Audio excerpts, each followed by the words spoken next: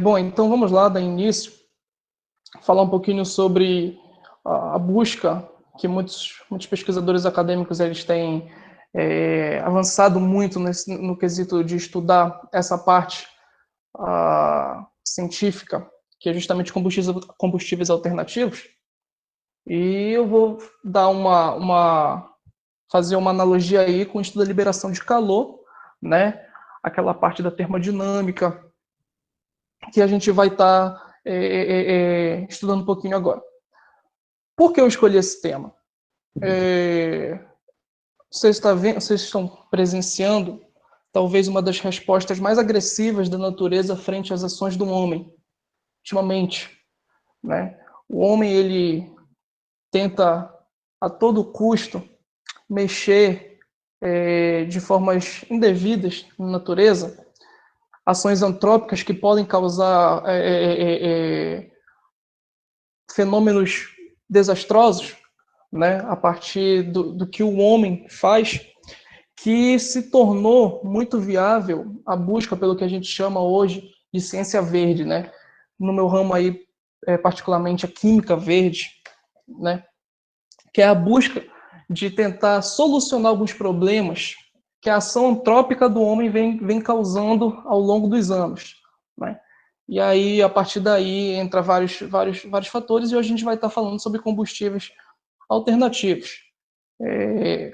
Combustíveis de todos os jeitos, não só de automóveis, combustíveis de aquecimento, enfim, vou dar mais detalhes para vocês. É um assunto muito grande, é um assunto muito extenso, muito complexo, portanto não se assuste, né, que nós não vamos entrar em detalhes acadêmicos profundos, né, não vai ser uma palestra que vai necessitar de você um conhecimento acadêmico muito grande para poder entender a maior parte das coisas que eu vou falar aqui. E, como sempre, qualquer dúvida você pode estar perguntando aí no chat, no decorrer ou melhor no final, né? Que eu vou poder estar acompanhando aí, e lendo e tentando responder. Okay? Vamos lá, vamos falar um pouquinho. Esse é um tema que ele é muito estudado, inclusive na UFPA, né? Bolsas de pesquisas, eles utilizam muitos estudos a partir da busca por combustíveis alternativos, ou estudo de próprios combustíveis alternativos.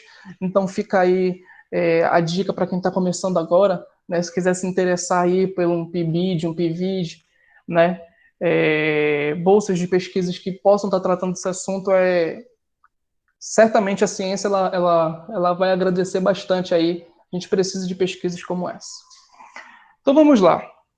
Dando início no assunto, eu gostaria de frisar que aquilo que todos nós já sabemos, né? A maior parte da nossa energia ela vem do Sol, seja ela direta ou seja ela diretamente. Um dado curioso é que a energia de toda a radiação solar, que é absorvida pela vegetação da Terra, ela é suficiente para fabricar cerca de 6 vezes 10 elevado a 14 quilogramas de glicose por ano, tá? Até aqui para você. Deixa eu só colocar um marcador, que eu vou fazer algumas anotações aqui. 6 vezes 10 a 14 quilogramas de glicose por ano é a energia de toda a radiação solar que é absorvida pela vegetação. Tá? E a maior parte dessa glicose que ela vai ser produzida, ela é transformada em amido e celulose. Né? Para quem não está lembrado aí das aulas de bioquímica, lá de fala sobre carboidratos, lipídios, pode dar uma pesquisada um pouquinho mais a fundo depois sobre essa glicose transformada em amido e celulose. A questão é, se esses compostos eles não se degradarem totalmente, e aqui eu vou fazer uma anotação, dióxido de carbono e água, a vegetação morta ela vai permanecer como uma fonte de energia, né? E aí, se a gente ignorar as perdas provocadas pelas queimadas aí que acontece, que o homem provoca, e a própria vegetação que o ecossistema ele utiliza para sua autogestão, se a gente ignorar essas perdas, essa reserva é chamada de biomassa, tá? Biomassa, ela aumenta cerca de 10 elevado a 19 quilojoules a cada ano, o que corresponde aí a mais ou menos 20 vezes a demanda industrial global por energia anualmente, né? Só que existe um problema, porque a biomassa é muito volumosa, né? E ela é muito dispersa geograficamente no mundo todo. Então, a maior parte dos combustíveis que a gente utiliza, ela é derivada de combustíveis fósseis, ela é formada de combustíveis fósseis, que vão ser aí os produtos da decomposição de vegetação antiga, que vai ser rico em energia, obviamente, e que vão ficar protegidos da oxidação em algumas formações geológicas favoráveis.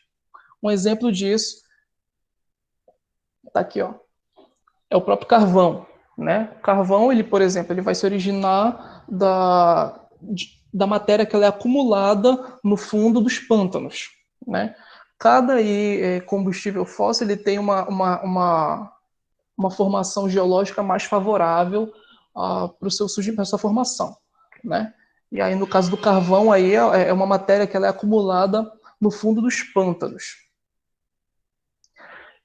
A gente calcula, né, quem pesquisa, quem estuda essa área, calcula que menos de 0,7%, né, eu vou até escrever aqui para você, menos de 0,7% de toda a vegetação que escapou da oxidação, ela foi armazenada dessa maneira, ok? Menos de 0,7% de toda essa vegetação. E aí vem o problema, que a velocidade em que a energia da biomassa ela é armazenada em uma forma útil é cerca de 10 elevado a 11 kJ por ano. Ok? Só que a gente está usando essa energia, essa reserva, desculpa, numa velocidade que está aqui no slide para você ver, de 5 vezes 10 elevado a 17 kJ por ano. Ou seja, a gente reserva, a gente armazena essas reservas em 10 elevado a 11 kJ por ano, e a gente está utilizando ela em 5 vezes 10 elevado a 17 kJ por ano. Se você for fazer as contas, isso é cerca de 5 milhões de vezes mais rápido do que a gente armazena. Ou seja, a gente utiliza essas reservas, né, 5 milhões de vezes mais rápido do que ela é armazenada. Qual é a tendência? A tendência é esgotar, desaparecer, né? Já que a gente está utilizando numa velocidade tão absurda devido ao complexo estilo de vida que nós vivemos hoje, né? E que é quase impossível de reverter essa situação, uma hora essa reserva vai acabar. E é esse que é o problema. É por isso que veio o estudo intenso da conservação das fontes de energia, tentar conservar elas, ou o que a gente vai estudar aqui, buscar métodos alternativos, né, que a gente vai chamar de combustíveis alternativos para essa demanda de combustíveis fósseis. E, obviamente, se é alternativo, não é fóssil. A gente vai tentar estudar aqui alguns deles que vão ser menos poluidores possível para a natureza. Perfeito? Agora a gente vai entrar um pouquinho nessa parte química, que vai falar sobre o estudo da liberação de energia, né? Nós temos aqui entalpia padrão de combustão. A entalpia padrão de combustão, ela vai ser a variação de entalpia, né, por mol de uma substância que vai ser queimada, né, que vai sofrer o processo de combustão, né, em condições padrão. Então, só vou ajeitar aqui porque sem entalpia padrão de combustão, a gente representa dessa forma aqui. Eu acabei esquecendo de colocar na hora de fazer o slide.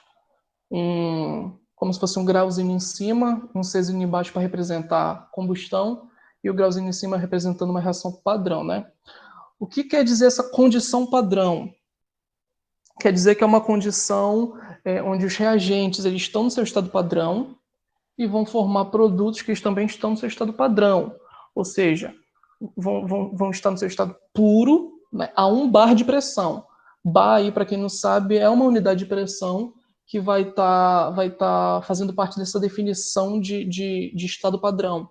Né? 1 bar de pressão, e se o composto tiver a 1 bar de pressão e puro, ele vai estar no seu estado padrão. Não existe definição de temperatura, porque alguns compostos eles podem estar no seu estado padrão em diferentes temperaturas. Mas assim, os dados termodinâmicos eles registram mais na temperatura de 25 graus Celsius. Né? Para quem não sabe, é basicamente 298,15 kelvins.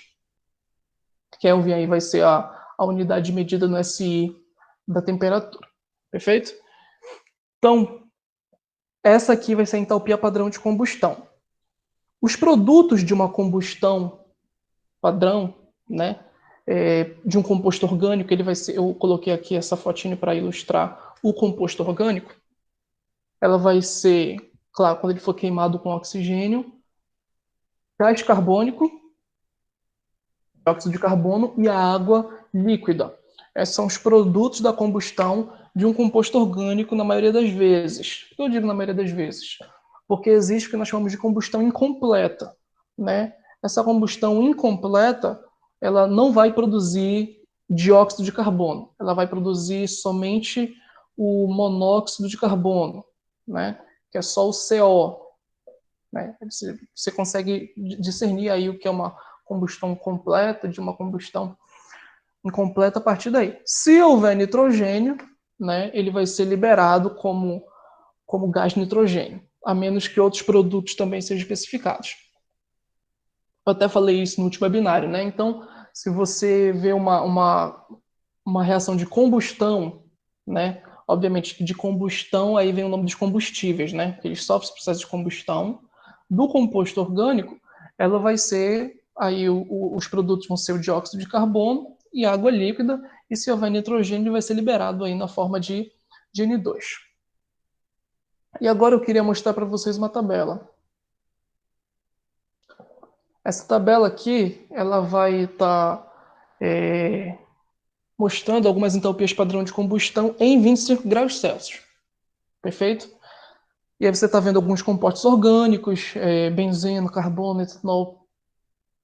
Atente para esta última medida prática do valor de um dado na tabela, que é a entalpia específica. Ela é a entalpia, como você está vendo aí nas unidades, de combustão por grama. Né?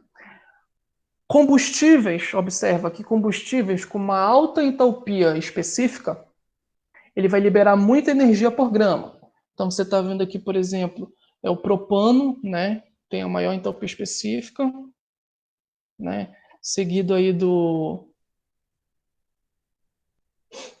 etino, que é o acetileno. Enfim, essa alta entalpia específica quer dizer que eles liberam muita energia por grama quando eles são queimados. Isso significa que a entalpia específica ela vai ser um critério importante quando se leva em consideração a massa, né? Por exemplo, no caso de aviões, espaçonaves, enfim. E eu gostaria também de interagir com vocês para tirar um pouquinho de vocês da zona de conforto. Eu vou lançar uma pergunta aqui, que eu não vou responder, eu gostaria que vocês, na casa de vocês, pesquisassem, né? Obviamente que eu vou dar algumas palhinhas aqui, mas eu gostaria que vocês, na casa de vocês, pesquisassem, até para não ficar só ouvindo aqui a gente falando, para tirar vocês um pouquinho da zona de conforto e incentivar o espírito pesquisador aí de cada um de vocês, né? Presta atenção, observa que os combustíveis que eles são parcialmente oxigenados, como é o caso aqui, por exemplo, do etanol, tá? Como é o caso da glicose, ok? Observa que esses combustíveis, eles têm uma entalpia específica mais baixa que os hidrocarbonetos, como, por exemplo, você tem ali o metano, o octano. Se você quiser até tirar uma foto da tela, você pode tirar. Observa que eles têm uma entalpia específica mais baixa. E a pergunta e a A resposta que eu quero que vocês corram atrás é justamente isso. Por quê? Lembra aí, eles são parcialmente oxigenados, né?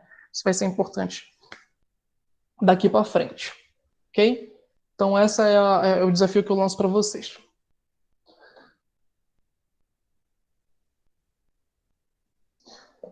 Bom, então eu estava falando a respeito dos hidrocarbonetos, né? Quando queima, uma grande vantagem do hidrogênio, obviamente que hidrocarboneto é formado apenas por carbono e hidrogênio, né?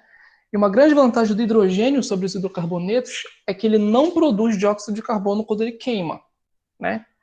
O que o hidrogênio produz? Ele vai produzir apenas água. Você pode ver que a água que é formada, a água líquida, que é formada da reação de combustão, ela deriva do hidrogênio.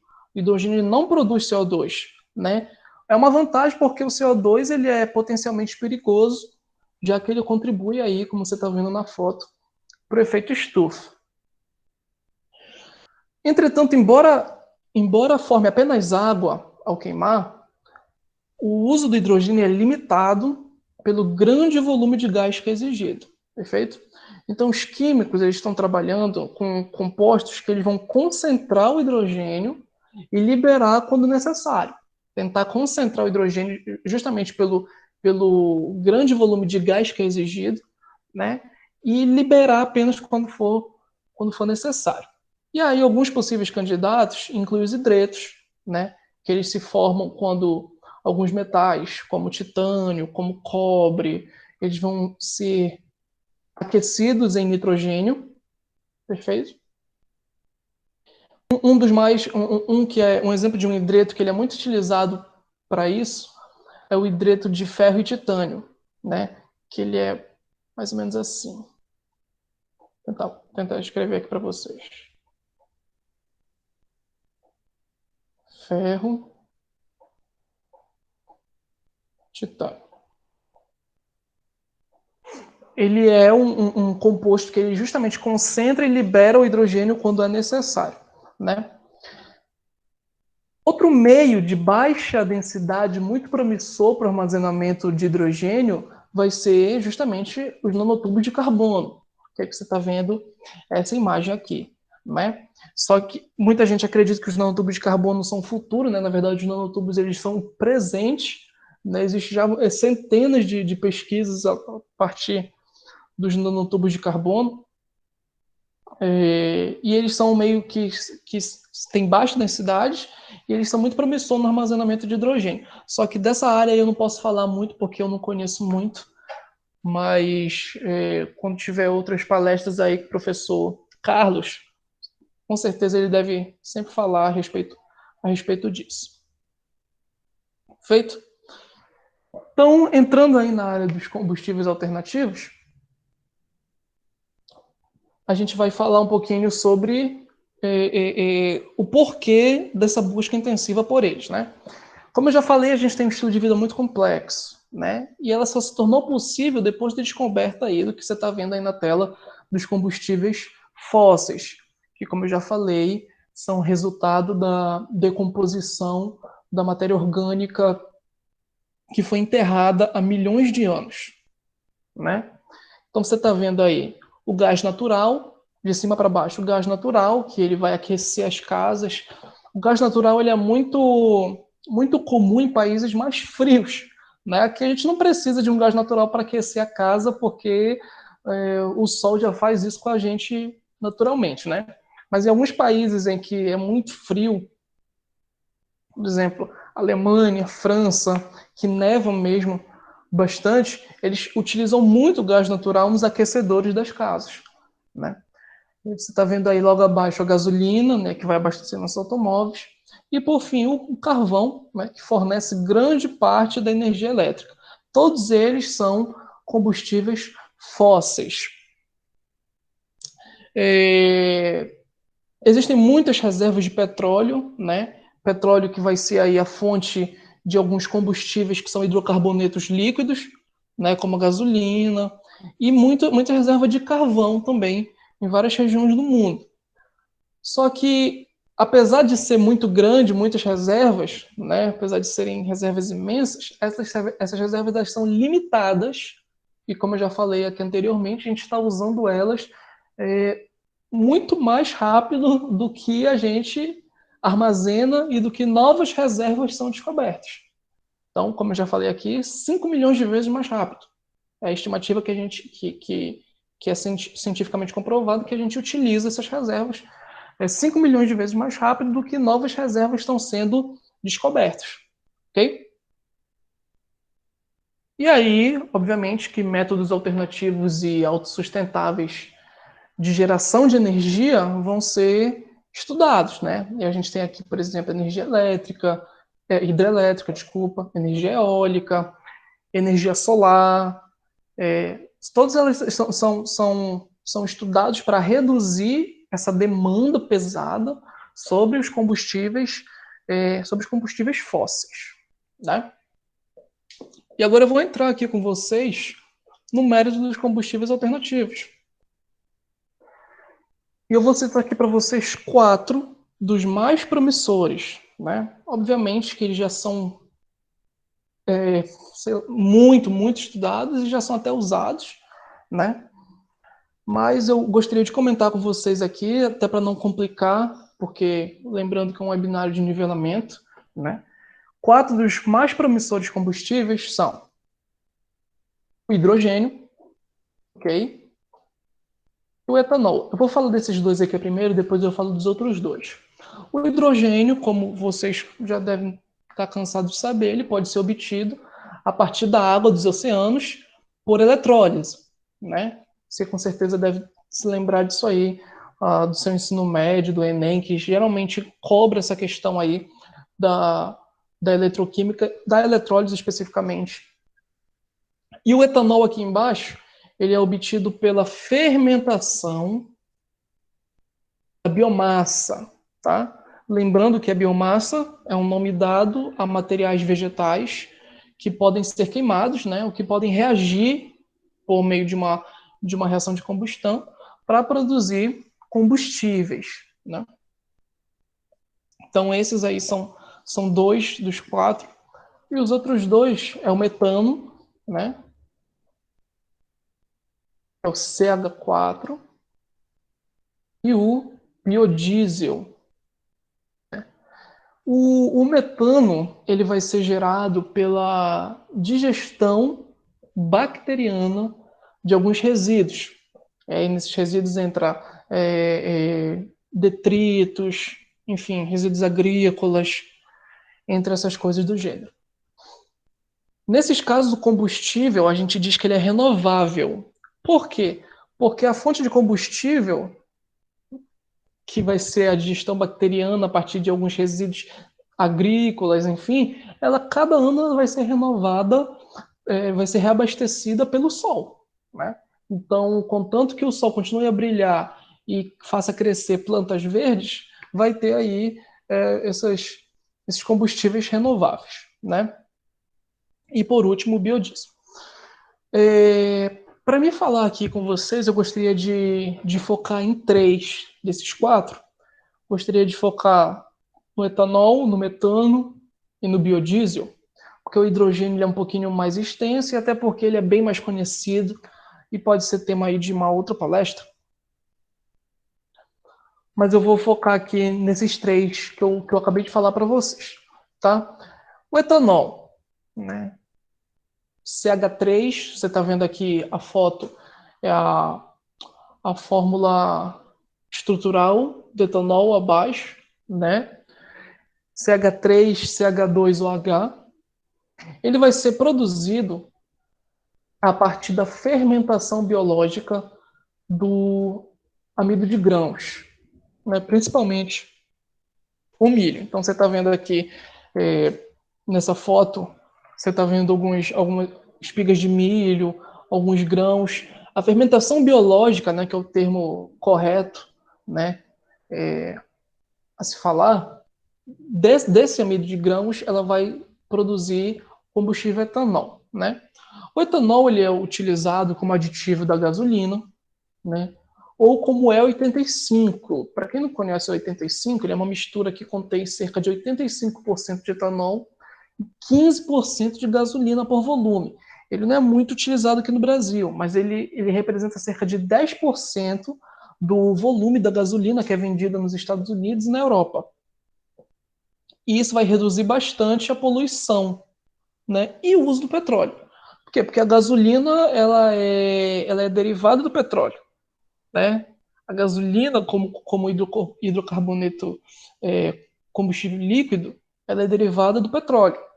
Então, reduz o uso do petróleo, porque vai utilizar apenas só 15% da gasolina, né? E automaticamente reduz a poluição, que é maravilhoso, né? É esse o objetivo nosso, é isso que a gente tenta fazer, reduzir a poluição, reduzir os efeitos malignos que são ocasionados pelo homem e a natureza, né? Você está vendo, preste atenção aqui agora, quero que você atente na foto da molécula, tá? Na molécula de etanol. Você está vendo que ela tem um átomo de oxigênio, né? Bem aqui. Esse átomo de oxigênio, ele vai reduzir as emissões de monóxido de carbono. Lembra que eu comentei com vocês a respeito da combustão completa, ali atrás, em alguns slides atrás, que a combustão completa, ela se dá, de um hidrocarboneto, obviamente, ela se dá quando é formado dióxido de carbono, ok? E aí, nesse caso, quando é formado só o monóxido de carbono, né, que é o CO, é uma combustão incompleta, né? Esse átomo de oxigênio da molécula do etanol, ele justamente reduz as emissões de monóxido de carbono e hidrocarbonetos. Então, ele vai ajudar a assegurar a combustão completa. Deu para entender? Estou me fazendo entender?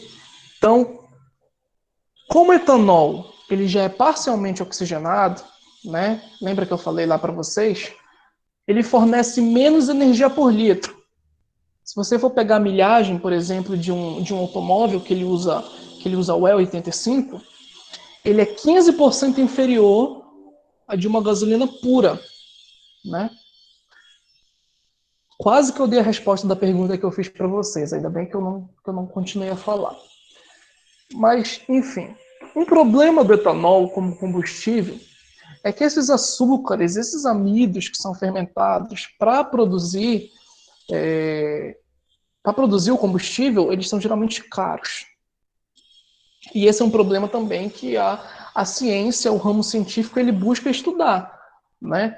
Ele busca estudar a redução de custos, né? Principalmente o pessoal que vai fazer laboratórios aí de química, o pessoal de CT, de engenharia, própria química, que também vai ter oportunidade de fazer lá na frente a química analítica, vocês vão observar que a, a, um dos grandes problemas, um dos grandes X da questão, é justamente diminuir os custos, né? Nas manobras laboratoriais. E não só isso, como um todo. Então, se você vê algo que é muito custoso, embarque para outro. Né? E é isso que é o problema do etanol. O etanol, esses açúcares, né, e os amidos que vão ser fermentados para produzir o etanol, eles geralmente são caros. E aí a ciência tem que seguir um ramo alternativo, né? E qual seria esse ramo alternativo que a ciência ela tentou buscar, está tentando buscar bastante? Você pode, quando você vai fazer a digestão dos amidos de grãos, do milho, você geralmente descarta, a primeira coisa que você descarta vai ser o refúgio, né? E a palha, os talos do milho é a primeira coisa que você descarta. Só que em cada um desses compostos que eu acabei de citar, existe uma coisinha chamada celulose. E é essa celulose que os químicos, os biólogos, os bioquímicos, eles estão tentando desviar a sua atenção para ela, né? É a celulose da palha e dos talos de milho que são descartados como refúgio após a colheita. A celulose é isso que está aí na tela para você agora. conformação aí, a conformação equatorial e axial aí da molécula, perfeito? Todo mundo sabe que a celulose ela vai ser o quê? Ela vai ser o material estrutural das plantas, né? Isso aí todo mundo sabe. A celulose ela é formada por açúcares mais simples, como também vai acontecer com o amido, né?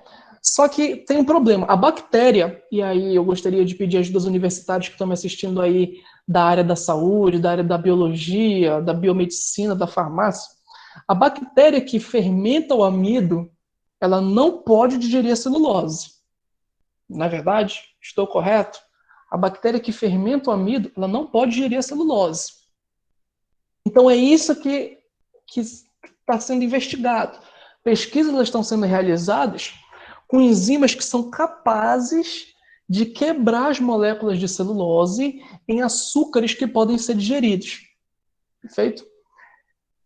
Se isso se concretizar, né, esse processo ele aumentaria muito a quantidade de biomassa disponível para a produção de combustível.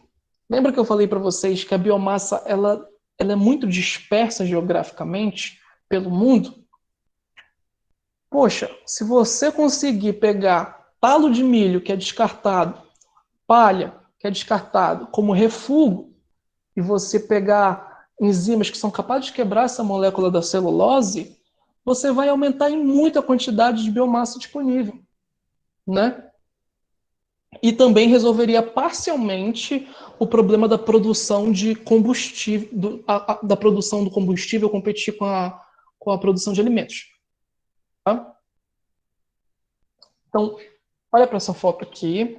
Essa foto aqui ela tem uma bioquímica e um reator. Tá? Esse reator ele está cheio de biomassa. Ok? Esse reator aqui, ó. Vou circular aqui para você de vermelho. Esse reator ele está cheio de composto de biomassa que está composto de resíduos de celulose, ok? E esse reator, essa biomassa está sendo digerida por enzimas especiais que decompõem ela em etanol, perfeito? Essas enzimas, como eu disse, elas estão sendo muito estudadas para aumentar a eficiência da conversão. Então, como eu disse, se isso acontecesse, diminuiria o problema da poluição, o uso do petróleo, né? E aumentaria, o que já é um grande passo, aumentaria bastante a quantidade de biomassa disponível para a produção de combustível. Perfeito? Bom, dando continuidade, que eu não quero me alongar para não ficar muito cansativo, nós temos o metano. O metano, né, ele é o CH4, né? Então vou escrever aqui para você, CH4. Ele é encontrado em reservas sob o solo, né? E o metano ele vai ser o componente principal do gás natural. Perfeito? Ele também pode ser obtido a partir de materiais biológicos, né? Só que tem um problema. Não é um problema, não chega a ser um problema. Mas é um fato que a digestão desses biomateriais, ela se dá de maneira anaeróbica. O que é isso? Anaeróbica é a digestão que ocorre na ausência do oxigênio, né? A digestão desses biomateriais. Atualmente, muitas plantas de tratamento de esgoto, ela vai ter digestão anaeróbico, que produz metano, que justamente é utilizado para operar essas plantas.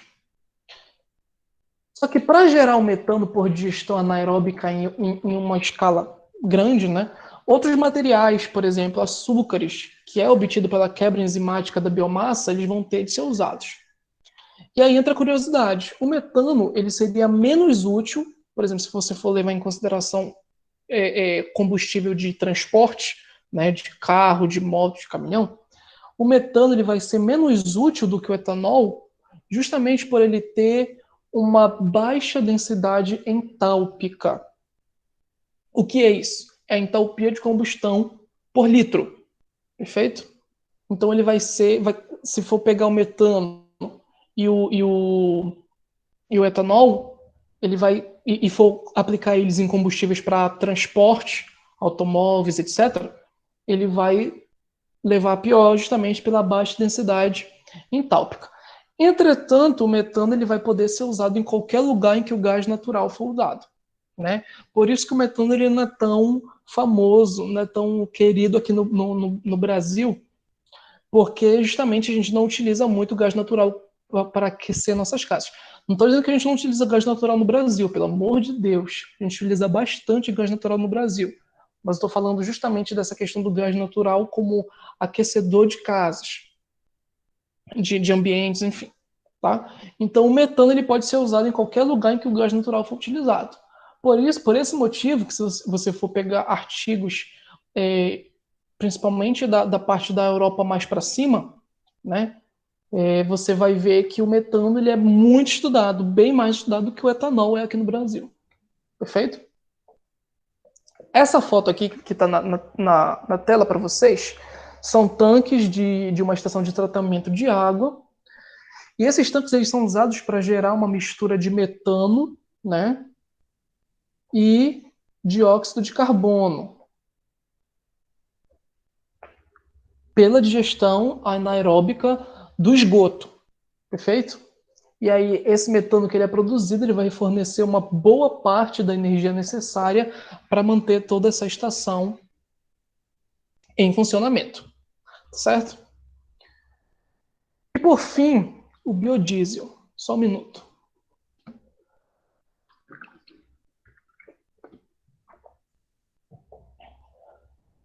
O biodiesel, ele vai ser o termo usado para descrever o combustível que é obtido a partir de fontes renováveis.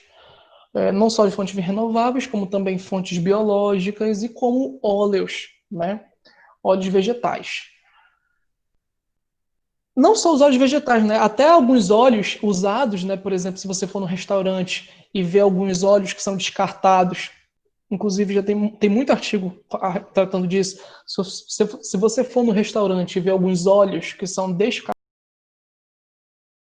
Então, voltando, como eu estava falando aqui do biodiesel, que ele pode ser utilizado, pode ser obtido de fontes renováveis, né? Óleos vegetais, e aí eu estava falando que alguns óleos que são descartados, por exemplo, em restaurantes, se eles forem filtrados adequadamente, eles podem ser utilizados como biodiesel, né? Os motores a diesel, eles são mais eficientes que os motores a gasolina. Por quê? Porque o combustível, ele tem densidade de energia, ou seja, uma entalpia de combustão por litro maior, né? Outra dica aí para a pergunta que eu falei, que eu dei para vocês. Qual o problema com o biodiesel? É que ele é muito viscoso, a viscosidade dele é muito grande. Ele é mais viscoso do que a gasolina. Então, se tiver um ambiente que a temperatura ela foi muito baixa, esse biodiesel ele pode se solidificar, né? Por esse motivo que o biodiesel ele não é tão utilizado em países mais frios, né? Ele é utilizado, mas não é tão. É justamente por essa viscosidade dele que é superior à viscosidade da, da gasolina. Todos esses combustíveis alternativos, eles vão produzir o dióxido de carbono quando queimados, né? E, portanto, de uma certa forma, todos eles vão contribuir aí para o efeito estufa e para o aquecimento global, né? Entretanto, eles podem ser renovados a cada ano, né? Eles são renováveis. Então, o problema inicial que foi apontado aqui, a questão inicial do esgotamento do combustível fóssil, ela pode ser parcialmente resolvida a partir daí. Porque desde que o sol continue a brilhar, desde que produza plantas verdes, esses combustíveis alternativos aí eles vão poder estar sendo toda vez renovados. Perfeito? E aí, vou falar para vocês de alguns outros combustíveis que estão em estudo, né?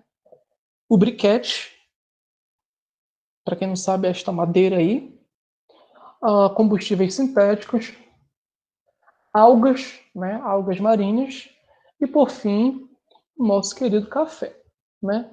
Vamos começar falando aqui do briquete. O briquete, ele é apontado como o principal concorrente, o principal substituto do carvão vegetal e da lenha. Então, muita gente já trocou, né, o carvão vegetal pelo briquete, tendo esses argumentos aí, tendo esses fatos como argumentos. Quais são? A produção dele tem resultados mais satisfatórios, porque, ao contrário dos outros combustíveis, principalmente fósseis, ou principalmente do carvão vegetal e da lenha, o uso do briquete ele não vai necessitar do desmatamento. Top, é isso que a gente procura. Quanto menos ação antrópica no meio ambiente, quanto menos ação antrópica no meio ambiente, melhor, né? E vai ser também vantajoso no uso, porque o poder de combustão do briquete ele vai ser maior, né? Bem maior, na verdade, do que do carvão vegetal, né? E também vai ser muito prático a estocagem dele e o transporte. Então, apesar do carvão vegetal ser mais prático nessa parte do transporte e da estocagem, mas o briquete também tem essa praticidade. Né? Para quem não sabe, o briquete ele é esse biocombustível sólido compacto, que ele vai ser feito a partir do reaproveitamento de alguns resíduos orgânicos, né, que são selecionados. Então, em função disso, a produção do combustível a partir do briquete, ela não exige um ambiente com características físicas específicas, né, como há no carvão vegetal, como há na lenha. Né? Precisa ter algumas condições, padrões físicas específicas para que possa ocorrer a produção do combustível. E no briquete não precisa, o que também já é uma vantagem. Né? Os sintéticos, vamos lá. Não, deixa eu falar das algas primeiro. As algas elas estão sendo pesquisadas e elas devem se tornar protagonistas em poucos anos, né, como matéria-prima na produção do que a gente acabou de falar aqui atrás, do biodiesel. Né? Porque elas vão oferecer várias vantagens em relação às plantas que são utilizadas até o momento. Né? Primeiro, as algas elas vão poder ser cultivadas no mar, né? O que economiza terreno, não precisa ser alguns terrenos específicos, a alga pode ser cultivada no próprio mar, né? Inclusive, um problema que existe é justamente essa questão do espaço para combustíveis e alimentos. Alguns terrenos sólidos eles ficam nessa briga. Será que eu produzo combustível? Será que eu produzo alimento? Então, a alga sendo cultivada no mar já reduziria essa possibilidade e, e seria uma vantagem enorme. Né? E também existem algumas algas que elas são manipuladas em laboratório, que elas crescem consumindo o monóxido de carbono. Então, monóxido de carbono, mais uma vez, CO aqui, né? O monóxido de carbono ele é um dos grandes poluidores do ambiente. Então, se eu tenho algas que podem produzir combustível sendo manipulados no laboratório e que consomem um dos maiores poluidores do ambiente, poxa, isso é perfeito, né? Então, as algas elas têm realmente sido bastante estudadas aí nesse quesito. Se essas algas elas forem processadas em temperaturas altas, elas são transformadas em óleos, né? E, consequentemente, de óleo combustível. Perfeito? Os sintéticos. Os combustíveis sintéticos, eles vão ser criados, como o nome já diz, eles vão ser sintetizados no laboratório, né? Vão manipular alguns elementos químicos por meio de alguns processos complexos, que eu não vou descrever aqui, até porque é fugir do tema, né?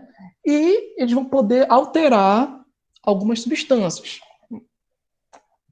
E os sintéticos eles já são utilizados já como matéria-prima para vários combustíveis conhecidos, que têm essa eficiência melhorada. A gasolina é uma delas, né? Se você manipular alguns desses combustíveis sintéticos em laboratório, você vai aumentar o grau de octanagem deles e vai poluir bem menos, diminuindo o impacto no ambiente, né? E aumentando, obviamente, se vai aumentar o grau de octanagem, vai aumentar a autonomia dos veículos. Então sai o motorista do carro, da moto, do caminhão, sai feliz e o meio ambiente também sai feliz. E é isso que a gente quer, né? É isso que os pesquisadores querem. E, por fim, o café, né? Aquele cafezinho que é tão querido do brasileiro, que você provavelmente deve estar tomando agora na sua casa, ele pode tornar combustível para veículo. E essa ideia ela já é antiga. Pasmem, essa ideia ela já é antiga. Porque na Segunda Guerra Mundial, lá na década de 40, alguns pesquisadores eles já desenvolveram uma tecnologia que ela era capaz de produzir um gás semelhante ao hidrogênio a partir da decomposição dos grãos de café. Olha que legal, né? Esse processo ele utiliza um equipamento chamado de gasogênio, né? Que ele vai extrair os gases de materiais que possuem carbono,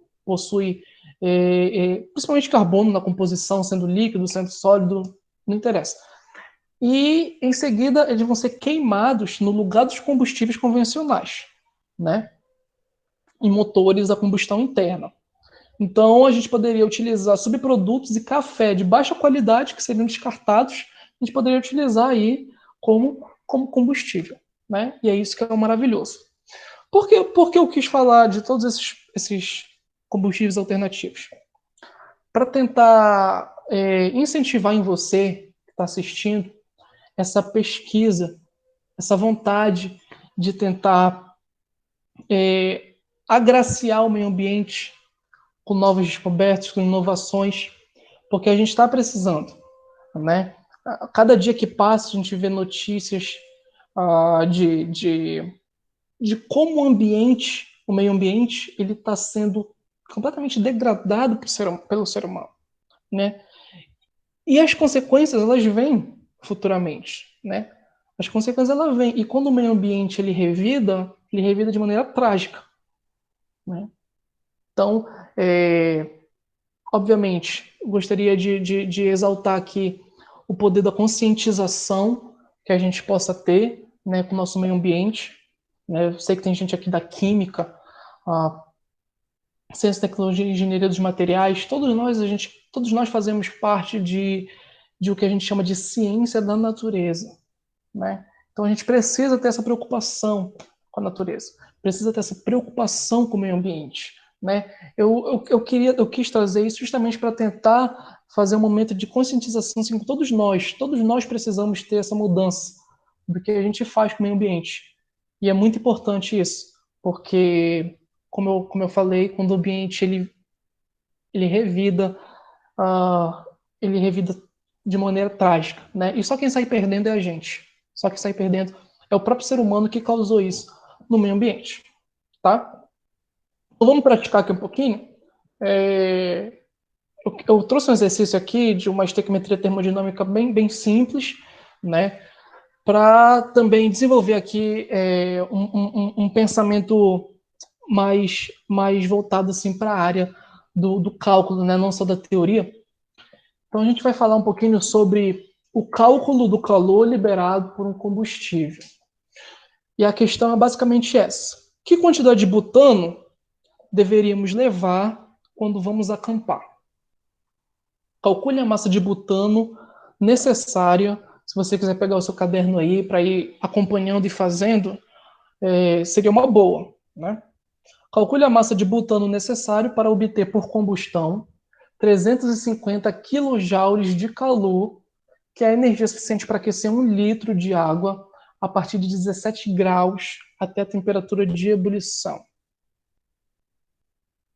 Então vamos lá. Essa aqui é a equação termodinâmica. Bem, aqui você está vendo a entalpia padrão de combustão. Para quem não sabe, a entalpia é uma função de estado que vai justamente nos dar algumas informações a respeito da variação de energia. Né? O que é a função de estado? Você pode estar se perguntando aí, o que é a função de estado?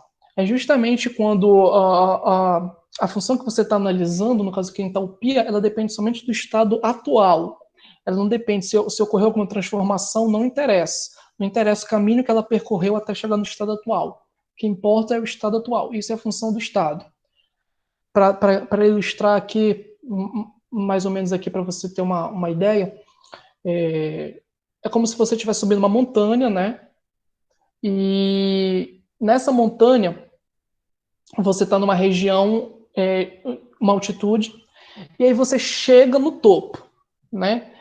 Não interessa qual caminho você percorreu, sempre a distância entre o ponto que você estava e o topo vai ser a mesma. Então é mais ou menos isso a função de estado. Não interessa o caminho que essa função percorreu, só interessa o estado atual dela. Essa é a entalpia.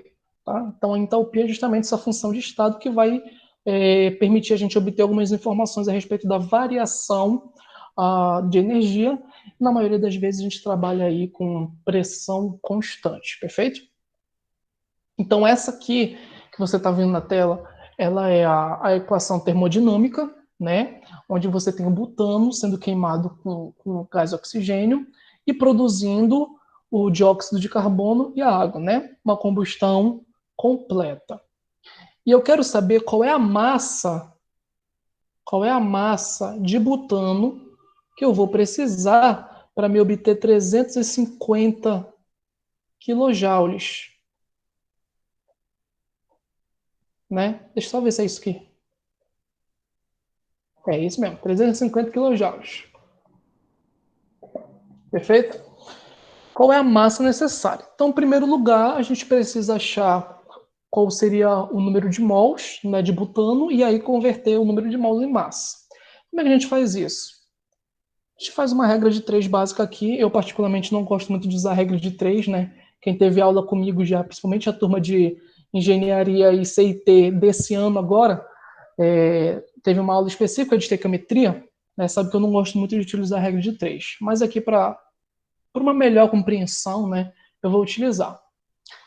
Então, preste atenção. Eu sei que 2 mols de butano, né, porque está aqui na equação termoquímica, 2 mols de butano vai liberar 5.756 quilojoules de energia.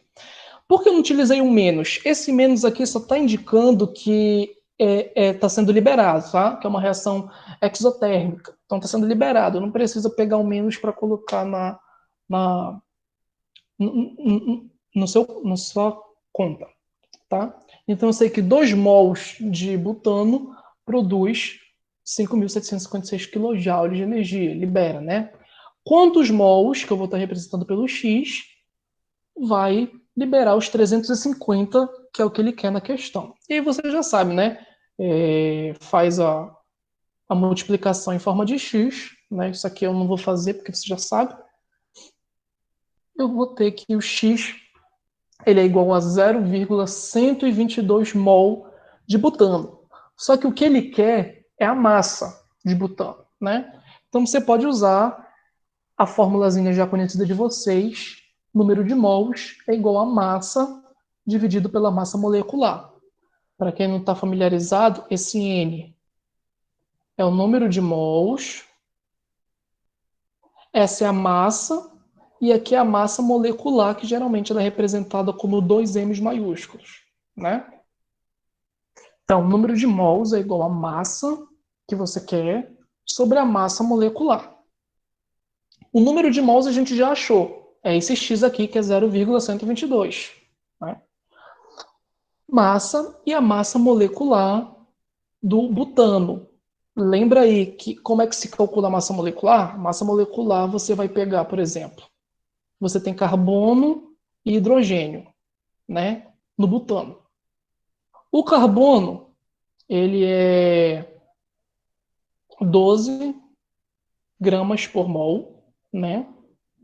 Só que tem quantos carbonos no butano? Tem 4, né? Então você vai multiplicar aqui por 4. E o hidrogênio é 1.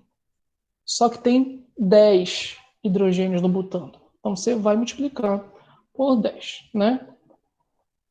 Então aqui você vai ter 48 e aqui você vai ter 10, né? Aí somando vai dar 58. Ah, mas Samuel ali está 58,12. É porque a massa do carbono ela não é exatamente 12, ela é 12 e alguma fração. Assim como a de hidrogênio também, é 1 e uma fração. A gente usa esses valores exatos para para simplificar aí o cálculo, né? Mas como agora você está na universidade, pode usar a calculadora, aí geralmente você vai, geralmente não, sempre você vai utilizar os valores exatos, tá? Então, voltando aqui, 0,122 mol de butano é igual à massa que você quer obter, dividido para 58,12 gramas por mol de butano. Aí você vai isolar a massa, né? Vai passar esse 58 multiplicando, né? Vai passar multiplicando. Então, que a massa é igual a 0,122 vezes 58,12, né? Você vai cortar mol com mol, vai sobrar só o grama. Então, a massa vai ser 7,07 gramas de butano. Essa é a massa necessária. É um cálculo simples de uma estequiometria termoquímica básica, mas é só para você se acostumar um pouquinho aí com essa parte mais matemática da coisa. Perfeito?